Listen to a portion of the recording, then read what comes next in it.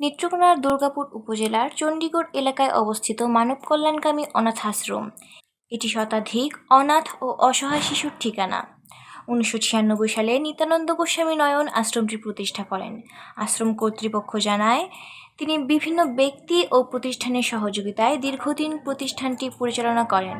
তবে 2020 সালে তার মৃত্যুর পর থেকে সেই সহায়তা কমতে শুরু করে।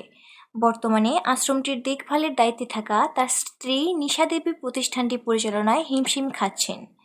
উপজেলা সমাজসেবা কার্যালয়ের তথ্য অনুযায়ী 2 বছর আগে আশ্রমের 121 শিশুর মধ্যে 56 জনের জন্য সরকারি বরাদ্দ ছিল। গত বছর সে সংখ্যা কমে 22 জনে নেমে আসে। চলতি বছর বরাদ্দ পাওয়া গেছে 32 জনের জন্য।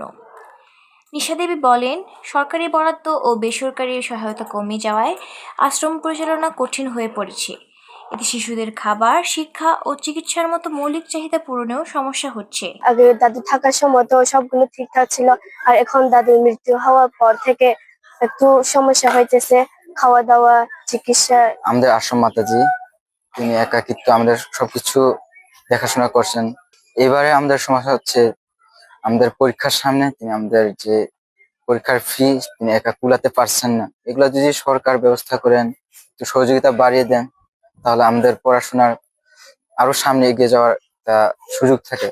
পড়াশোনা এখানে সমস্যা হচ্ছে, খাওয়ার জন্য আগে দাদু থাকার সময় সব ভালো মতো হচ্ছিল, এখন আমাদের মা আশ্রমটাকে চালাইতেছেন কষ্ট কষ্ট করে।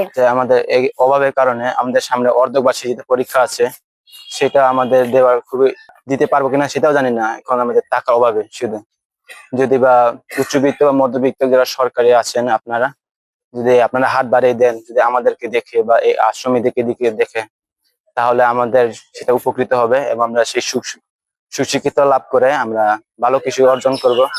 আমাদের প্রতিষ্ঠাতার যে একটা উদ্দেশ্য ছিল, আমরা এই অর্থের সংকটের কারণে আমরা এই উদ্দেশ্যগুলা সফল করতে পারতাছি না।